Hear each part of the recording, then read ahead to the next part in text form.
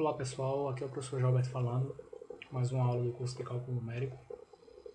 E hoje a gente vai ver o nosso segundo método, método numérico para cálculo de zeros de funções, que é o método da falsa posição, o método chamado falsa posição. Então hoje a gente vai enunciar a expressão desse método para cálculo de zeros de funções reais não lineares. Então, dado que você tem o intervalo que contém a raiz, dado que você tem esse intervalo, então, dado o intervalo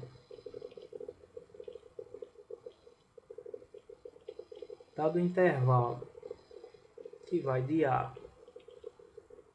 até B, você vai calcular a sua raiz, ou estimar a sua raiz, segundo essa expressão aqui, tá? X de K sendo igual a A vezes F de B menos B vezes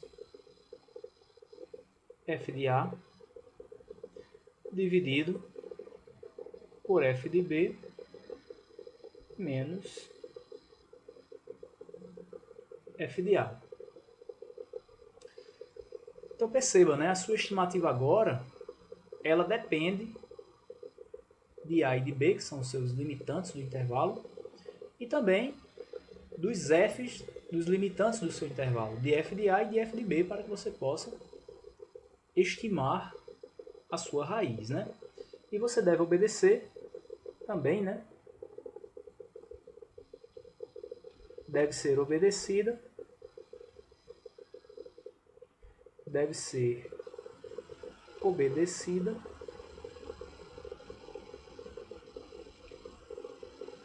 a regra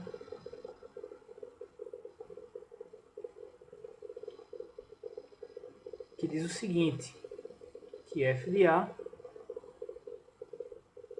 vezes F de B tem que ser menor que zero, tá? Ou tem que ser negativo, ou haver inversão de sinais entre o F de A e F de B. Legal? F de A e F de B devem ter sinais diferentes. Então a gente vai estar utilizando essa expressãozinha aqui, para o cálculo das suas raízes aí, dos seus zeros de uma determinada função. Tá legal? Então hoje essa aula foi apenas para enunciar essa expressão, mostrar esse segundo método e dizer a observação, tá certo, gente? Não necessariamente o valor da raiz estimada aqui é o mesmo da raiz estimada no método da bissecção, Não necessariamente eu vou ter o mesmo número de repetições no método da falsa posição comparado ao método da bissecção. Não necessariamente eu vou ter o mesmo número de repetições. Então são métodos diferentes.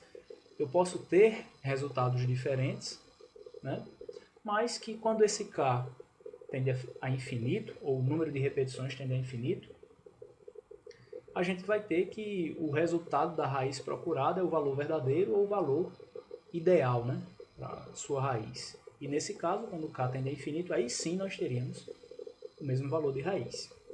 Tá legal? Então, na nossa próxima aula a gente faz um exemplo de como aplicar esse método aqui, Não tem muita diferença do que a gente fez no método da bissecção, mas a gente vai estar aplicando essa expressão aqui. A diferença é que a gente vai estar aplicando essa expressão para o cálculo da raiz. Tá legal? Então, eu espero que vocês tenham entendido o que foi dito nessa aula. Espero que tenham gostado dessa aula também. Caso você tenha um amigo ou dois que possa se beneficiar com esse conteúdo, compartilha. Eu desejo bons estudos para vocês. Fiquem bem e até a nossa próxima aula.